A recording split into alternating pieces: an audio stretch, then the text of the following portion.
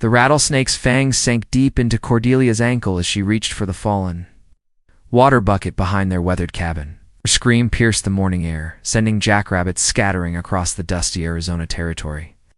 Within seconds, fire raced up her leg, and her vision blurred as venom coursed through her bloodstream. Mortimer. She gasped, collapsing against the splintered wood fence. The snake helped me. Her husband emerged from the barn, his face draining of color when he saw the massive diamondback coiled nearby, its tail still rattling its deadly warning. But instead of rushing to her aid, Mortimer took a step backward, his eyes calculating. "And cold, how bad is it?" he asked, making no move to come closer. Cordelia's leg was already swelling, turning an alarming shade of purple.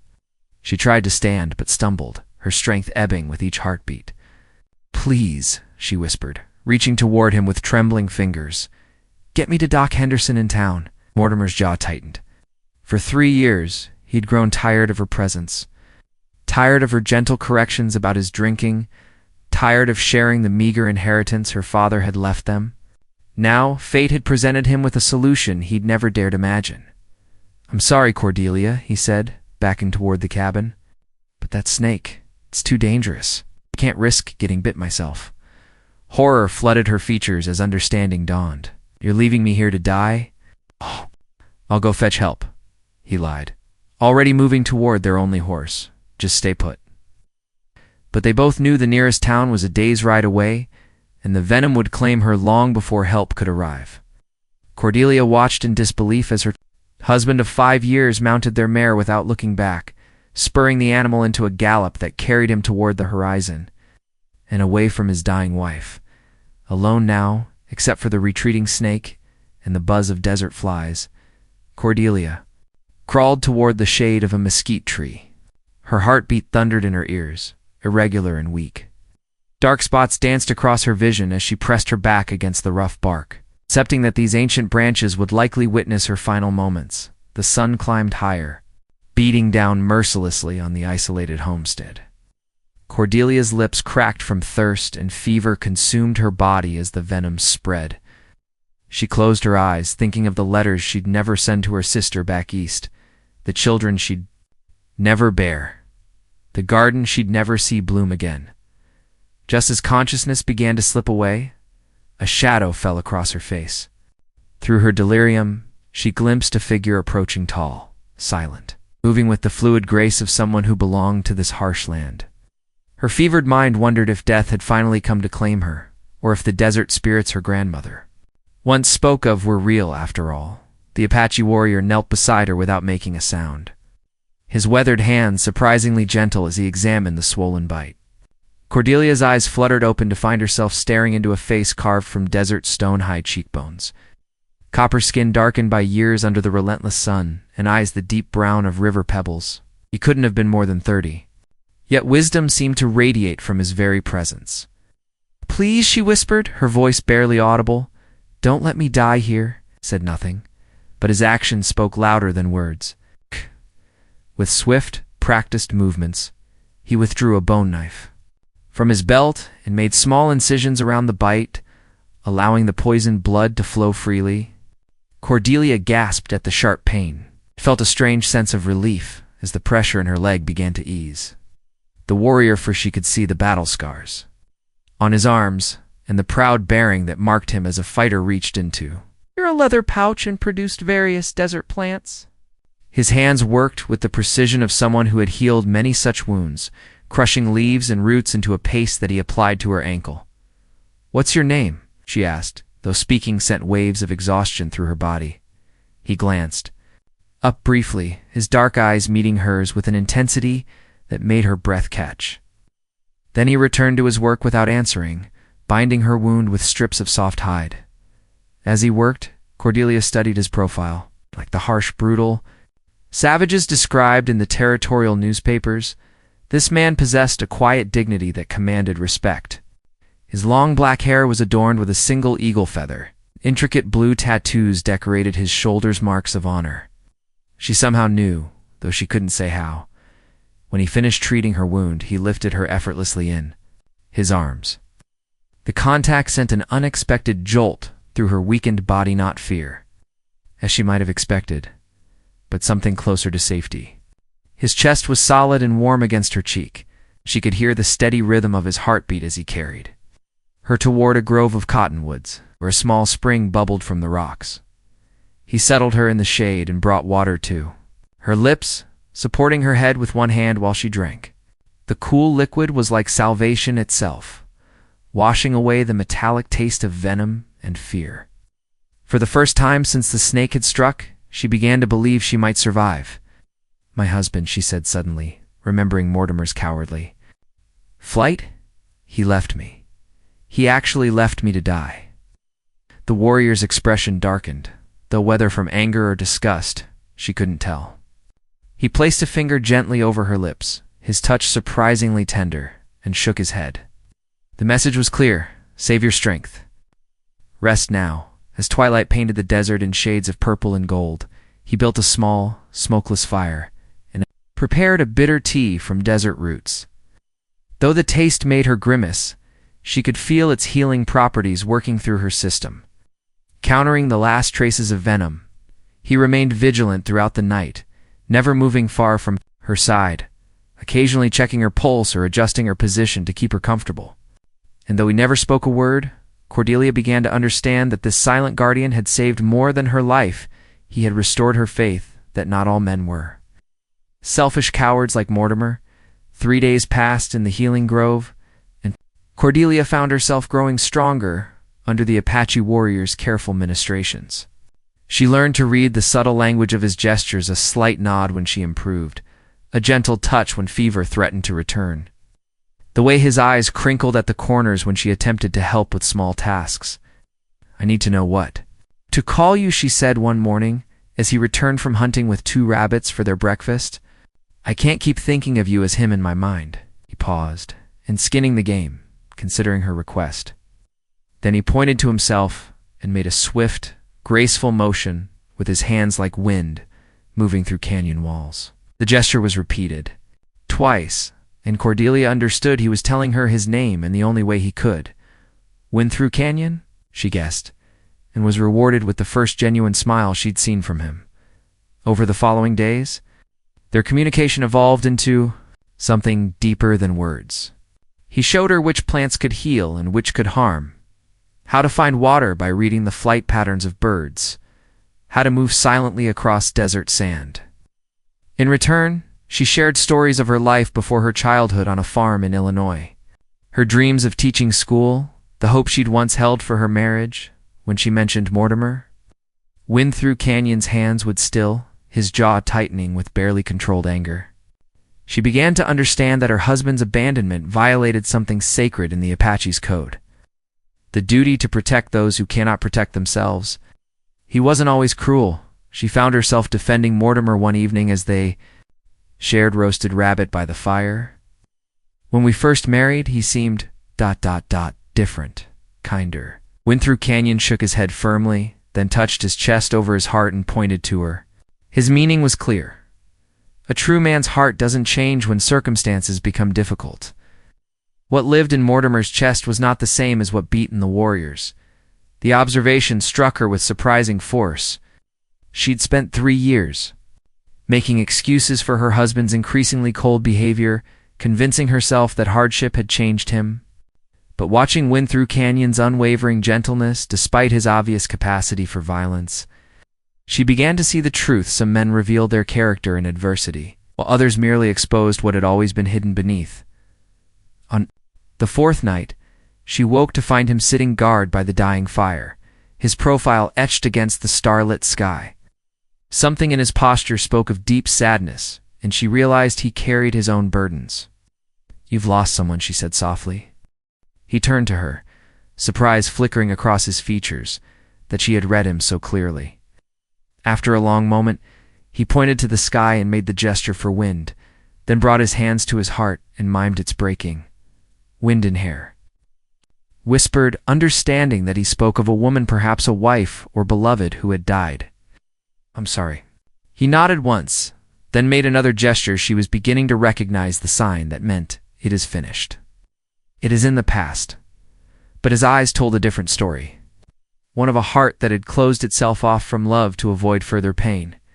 Yet, as he looked at her, Cordelia saw something new awakening in those depths, something that both thrilled and terrified her. They were two wounded souls who had found each other in the wilderness, and the connection growing between them was as natural and inevitable as the desert blooming after rain. On the morning of the 5th day, Wind Through Canyon arrived at their camp with disturbing news. He'd been scouting the area and discovered fresh horse tracks. Mortimer had returned, and he wasn't alone. Through a series of urgent gestures, the warrior conveyed that her husband had brought to other men, probably intending to claim her death and take possession of their land. Cordelia's blood ran cold. "He wants to make sure I'm really dead," she whispered. "If I'm alive, I can tell people what he did, how he abandoned me." Wind Through Canyon's expression hardened into something fierce and protective. He pointed to himself, then to her, then made a sweeping gesture that encompassed the desert around them. His message was unmistakable. They would have to cross Apache territory to reach safety, traveling paths known only to his people. But first, they had to evade the 3 men now searching for her body. They broke camp swiftly, Wind Through Canyon, erasing every trace of their presence with the skill of someone who had spent a lifetime avoiding enemies. He led her through a maze of canyons and mesas, choosing routes that would challenge even experienced trackers. As they traveled, Cordelia found herself marveling at his intimate knowledge of this harsh landscape, every hidden spring, every sheltered cave, every game trail that could provide concealment. By midday, they heard voices echoing off canyon walls. Mortimer's nasal whine carried clearly in the dry air. "She's got to be around here somewhere. That snake was big enough, too." "Kill a horse? Maybe coyotes got to her already," suggested another voice. "Might not be much left to find." Wind Through Canyon guided Cordelia into a narrow crevice between 2 massive boulders, pressing his body against hers as the searchers passed uncomfortably close to their hiding place. His warmth surrounded her, his breath soft against her ear, and she became acutely aware of how her heart raced not from fear, but from his proximity. When the voices faded, he pulled back slightly, his dark eyes searching her face. Something passed between them in that moment, an understanding that went beyond words or culture or the circumstances that had brought them together. His calloused hand reached up to touch her cheek, his thumb tracing the line of her jaw with reverent gentleness. "I never knew," she whispered, "that silence could say so much." He smiled at that, the expression transforming his stern features into something breathtakingly beautiful. Then, as if making a decision that would change everything, he leaned forward and kissed her. The kiss was soft, tentative at first, a question asked with lips instead of words. But when Cordelia responded, melting against him with a sigh that spoke of years of loneliness finally ending, it deepened into something profound and elemental. This wasn't the demanding, selfish passion she'd known with Mortimer, but something sacred to souls, recognizing their perfect match. When they finally broke apart, both were breathing hard. Wind Through Canyon touched his forehead to hers, and she could see wonder in his eyes, as if he too was surprised by the intensity of what had sparked between them. But their moment was shattered by Mortimer's voice, much closer now. "I'm telling you, she's got to be dead. No woman survives a bite from a snake that size." "Then where's the body?" demanded the second man.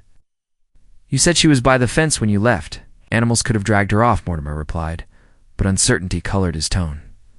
Wind Through Canyons. Hand moved to the knife at his belt, his entire body coiled like a spring ready to strike. But Cordelia placed her hand over his, shaking her head. Violence would only bring more trouble. She had a better plan, one that would give them the time. They needed to escape while ensuring Mortimer got exactly what he deserved that evening.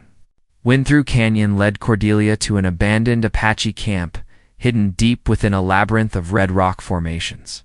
Ancient symbols painted on the canyon walls told stories of his people, and she could feel the weight of history in this sacred place. As they settled by a small fire, she finally worked up the courage to share her plan. "I want to face him," she said, watching Wind Through Canyon's expression carefully. "Not to fight, but to let him know I survived, that his plan failed." The warrior shook his head emphatically, pointing toward the direction they'd come from and making slashing motions across his throat. The message was clear. Mortimer would try to kill her if he discovered she lived. "You don't understand," Cordelia insisted. I "No, my husband. He's a coward who acts only when he thinks he's safe. If he believes I'm alone and helpless, yes. He might try to finish what the snake started, if he knows I have ... protection."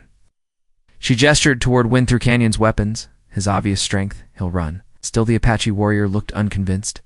He'd seen enough of white men's treachery to trust none of them. Cordelia moved closer to him, taking his scarred hands in hers.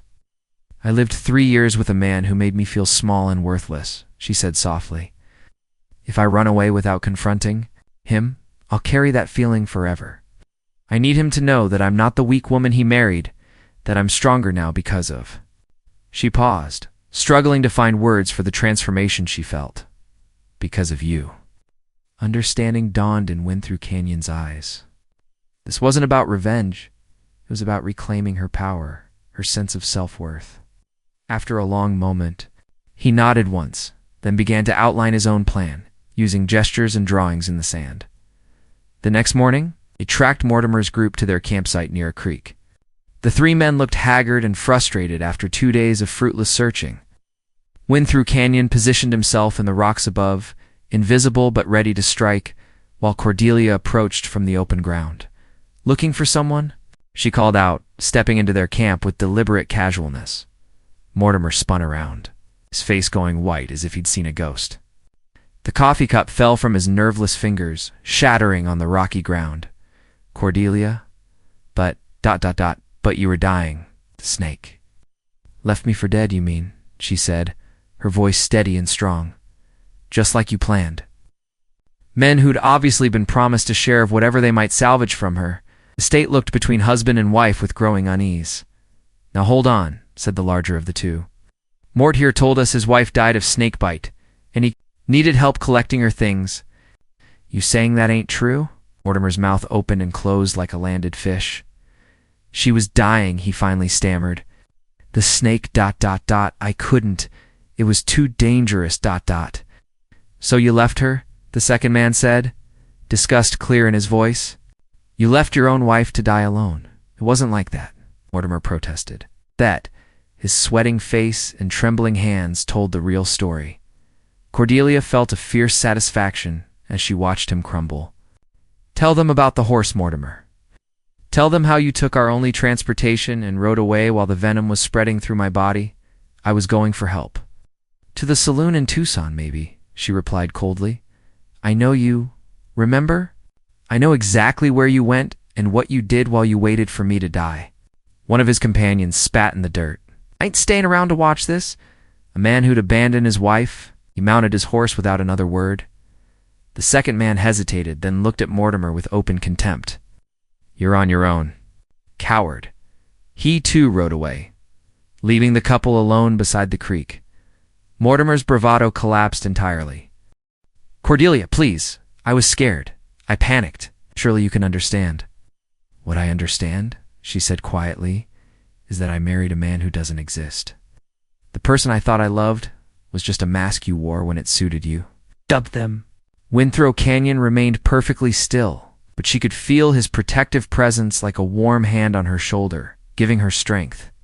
"I want you to leave," she continued. "Take whatever you can carry and go. Don't come back to Outuma land. Don't contact me ever again. You can't just throw me out." Mortimer's fear was transforming into ugly anger. "I'm your husband. That land belongs to me too." It was then that Wind Through Canyon chose to reveal himself, rising from the rocks like an avenging spirit. He said nothing, but the deadly grace with which he descended to stand beside Cordelia spoke volumes. His hand rested casually on his knife hilt, and his dark eyes promised swift justice if Mortimer made the wrong choice. Mortimer took one look at the Apache warrior and stumbled backward. "I'll fight," draining out of him. Without another word, he grabbed his saddlebags and fled toward his horse, mounting clumsily and spurring the animal into a desperate gallop. Cordelia watched him disappear over the ridge, feeling years of pain and humiliation lifted from her shoulders like a heavy yoke. she'd finally been strong enough to cast aside. In the weeks that followed, Winthrop Canyon helped Cordelia transform the lonely homestead into something resembling a real home. Together, they repaired the fence, expanded the garden, and built a proper well that would provide fresh water year-round. The Apache warrior's knowledge of desert survival proved invaluable. He showed her how to construct adobe ovens that retained heat for hours, how to weave baskets that could hold water, in which wild plants could supplement their diet during harsh seasons. But it was the evenings Cordelia treasured most. As twilight painted the sky in shades of orange and purple, they would sit together on the porch he'd built, sharing the comfortable silence of two people who had found perfect understanding. Sometimes she would read aloud from the few books she owned, translating the stories into gestures and expressions he could follow. Other times, he would tell her Apache legends using his hands and eyes. Tales of coyote and raven, of warriors and wise women, spirits who lived in the desert stones. Their physical relationship deepened gradually, built on a foundation of trust and mutual respect that Cordelia had never experienced before. Winthrop Canyon's touch was always gentle, always seeking her permission, always focused on her pleasure rather than his own need. He made love to her as if she were something precious and sacred, and for the first time in her life, she understood what it meant to be truly cherished. One evening, as they lay together under a canopy of stars, she traced the intricate tattoos on his shoulder. "Tell me about these," she whispered. He guided her finger along each line and curve, explaining through touch and expression that they told the story of his vision quest, the spiritual journey every Apache warrior must undertake to find his place in the world. This particular design represented his communion with the desert spirits, his acceptance of the role as protector and healer, and this one? She touched a smaller symbol near his heart. His expression grew solemn as he covered her hand with his. This mark, she understood, had been earned through Losper, perhaps in the battle where his beloved Windenhair had died. It was a scar of the spirit made visible on his skin. "I'm not trying to replace her," Cordelia said softly. "I know you loved her." Winthrop Canyon shook his head, then took her face in his hands. Through a series of tender gestures, he conveyed a truth that filled her heart with wonder. Love was not a finite resource that could be used up or transferred from one person to another. The love he'd felt for Windenhair lived in the past, pure and untouchable. What he felt for Cordelia was something new, something different, but equally powerful. As autumn approached, they faced a difficult decision. Winthrop Canyon's people were moving to winter grounds deeper in the mountains, and he would need to choose between his tribal obligations and his growing life with Cordelia. The territorial government's increasing pressure on Apache bands meant staying in the lowlands was becoming dangerous for any Native American. "Come with me," she said one morning, as they watched a dust cloud on the horizon that might have been soldiers or settlers or trouble in any form. "When you go to your people, take me with you." He looked at her with surprise and something that might have been hope. "I know it wouldn't be easy," she continued. "I know I'd have to prove myself, learn your ways, except that some might never trust me, but ... She gestured toward the simple life they'd built together. "This is just surviving.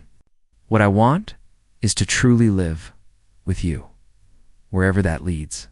Winthrop Canyon studied her face for a long moment, reading the determination there, the love that had grown strong enough to overcome fear of the unknown. Then he smiled, that rare, transformative expression that made her heart race. Nodded. The decision was made. When the first snows began to fall in the high country, they would leave the homestead behind and travel to meet his tribe. Cordelia would trade her old identity as Mortimer's abandoned wife for a new role as the white woman who had been chosen by one of their finest warriors. But first, there was one last piece of business to settle with her past: the territorial courthouse. In Tucson buzzed with curiosity when Cordelia arrived to file for divorce, accompanied by a tall Apache warrior who drew stares from every person in the building. She dressed carefully for the occasion, not in the rough frontier clothing she'd grown accustomed to, but in her finest dress, her hair arranged properly, her bearing that of a respectable woman conducting legitimate business. The clerk's eyes widened when she stated her request. "Ma'am, you're saying your husband abandoned you during a medical emergency?" "I'm saying he left me to die of snakebite and fled with our only means of transportation," Cordelia replied calmly. "I have witnesses who can testify to his cowardice, and I'm prepared to file charges of attempted murder if necessary." Winthrop Canyon stood silently beside her, but his presence spoke volumes. Here was a man who would die before abandoning those under his protection, a living contrast to Mortimer's. Shameful behavior. The divorce was granted without contest, as Mortimer was nowhere to be found. Rumors placed him in California drinking away what remained of his inheritance and telling tall tales about surviving Apache attacks. Cordelia felt nothing but pity for the broken man he'd revealed himself to be. With her legal ties severed, she was free to begin the next chapter of her life. She sold the homestead to a young family from back east, using the proceeds to purchase supplies for the journey into Apache territory. When curious neighbors asked about her plans, she simply smiled and said she was going to explore what lay beyond the horizon. The night before their departure, Winthrop Canyon performed a ceremony of his people, a ritual of joining that would make Cordelia his wife in the eyes of the spirits, if not the territorial law. Under the light of a full moon, they exchanged vows that needed no words, binding themselves to each other with cords woven from sacred plants and promises that would endure beyond death. "I love you," she whispered as he painted traditional symbols on her face with clay and ochre. "I love your strength, your gentleness, your silence that speaks louder than any words." He touched his forehead to hers, and she knew he was saying the same thing in the language of touch and spirit that had become their own private communication. The journey to meet his people took 2 weeks, following ancient trails through country so beautiful it took Cordelia's breath away. They traveled through painted canyons where eagles soared overhead, across meadows carpeted with wildflowers, past hot springs where they bathed together under starlit skies. When they finally arrived at the Apache camp, Cordelia's heart hammered with nervousness. But Winthrop Canyon's aunt, a respected medicine woman named Singing Creek, took one look at the white woman who had chosen love over comfort and declared her welcome. "She has the spirit of the desert rose," the old woman announced to the gathered tribe. "Beautiful to look at, but strong enough to survive in harsh places. She will bear children who are bridges between two worlds." The prophecy proved accurate. Over the years that followed, Cordelia bore Winthrop Canyon 3 children, 2 daughters and a son who inherited their father's quiet wisdom and their mother's fierce determination. She learned to speak Apache fluently, to track game through impossible terrain, to heal with desert plants, just as Winthrop Canyon had healed her. But most importantly, she learned what it meant to live without fear, to wake each morning knowing she was cherished, protected, and valued for exactly who she was. Sometimes, when the children were sleeping and she sat with Winthrop Canyon watching the sunset paint the sky in impossible colors, Cordelia would remember the frightened, lonely woman who had been left for dead beside a snake. That woman seemed like a stranger now, someone from another lifetime. "Do you ever regret it?" she asked one evening as they watched their youngest daughter chase fireflies in the gathering dusk. "Choosing me over the easier path?" Winthrop Canyon turned to her with that smile she'd fallen in love with, then pulled her close and kissed her temple. In his touch, she felt the answer. Some choices weren't about easy or difficult, they were about recognizing when the spirits had placed your perfect match directly in your path. The rattlesnake that had nearly killed her had instead set her free, leading her away from a poisonous marriage and into the arms of a love so pure and wild that it could thrive anywhere, in the desert, in the mountains, in the space between 2 hearts that had found their home in each other, and they lived happily, wildly, completely free.